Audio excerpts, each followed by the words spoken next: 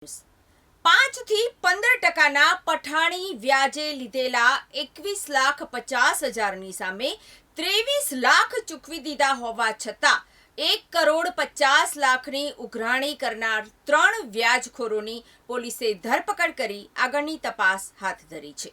ઉત્તરાયણ પોલીસના જણાવ્યા મુજબ મોટા વરાછા વાસ્તુપૂજા હાઇટ્સમાં રહેતા કિશોર મોહનભાઈ ગોટી સાડીના જોબ વર્કના વ્યવસાયી છે।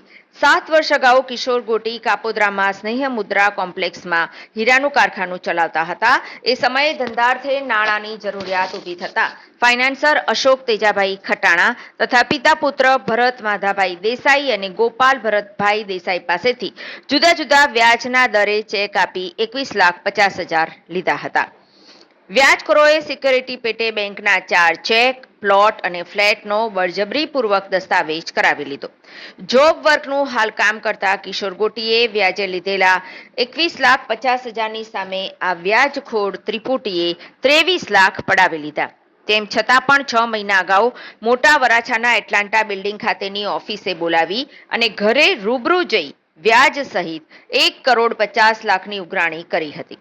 આ સાથે અશોકે ખોટા કેસ કરી 90 દિવસ સુધી જામીન નહીં મળે અને હું ગુજરાતનો બાપ છું, રૂપિયા તો આપવા જ પડશે એમ કહીને ધમકી આપી હતી। કાપોદ્રા વિસ્તારમાં હીરાનું કારખાનું ધરાવતા સૌરાષ્ટ્રવાસી કિશોર ગોટીએ અશોક ભરત અને ગોપાલ પાસેથી તગડા વ્યાજે નાણાં લીધા હતા। વ્યાજના ચક્કરમાં વ્યાજખોરોએ તેનો ફ્લેટ અને પ્લોટ પડાવી લીધા। ઉપરાંત વધુ 1.5 કરોડ બાકી હિસાબ પેટે માંગણી કરતા અંતે હીરાનું કારખાનું બંધ કરી દીધું હતું। એ પછી પાયમાલ થતા ગુજરાન માટે સાડીનું જોબ વર્ક શરૂ કર્યું। નાણાં ન ચૂકવે તો કિશોરને વ્યાજખોર અશોક ભરત અને ગોપાલે મારી નાખવાની ધમકી પણ આપી હતી। આ બનાવ અંગે ઉત્તરાયણ પોલીસે ત્રણેયની ધરપકડ કરી વધુ કાર્યવાહી હાથ ધરી હતી। ઉત્તરાયણ પોલીસ સ્ટેશનથી બોલું છું। રહું છું મોટા વરાછા। ભરતભાઈ વિરુદ્ધ મેં ભરતભાઈ અને અશોકભાઈ વિરુદ્ધ ફરિયાદ દાખલ કરી છે।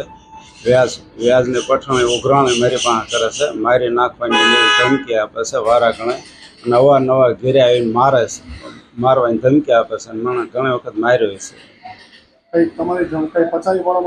હા, મારો પ્લોટ પસાવી પાડ્યો છે અને હજી ફ્લેટ માગે છે। હું રહું છું એ ફ્લેટ એ કે મને આપી દો, અને પ્લોટ તો એને દસ્તાવેજ મને ધાક ધમકી આપીને દસ્તાવેજ કરાવી લીધો છે।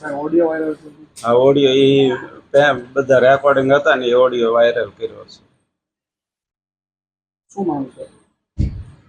હવે અત્યારે તો એ 1.5 કરોડ ને બધું વ્યાજ માગે છે। મેં 23 લાખ 21 લાખ મૂળગા હતા, એના પૈસા તો મૂળગા બધા આપી દીધા છે। એ છતાંય 1.5 કરોડ ને 5 કરોડ ને માગે છે અને મારી નાખવાની ધમકી આપે છે। ભરતભાઈ ને અશોકભાઈ બેનને।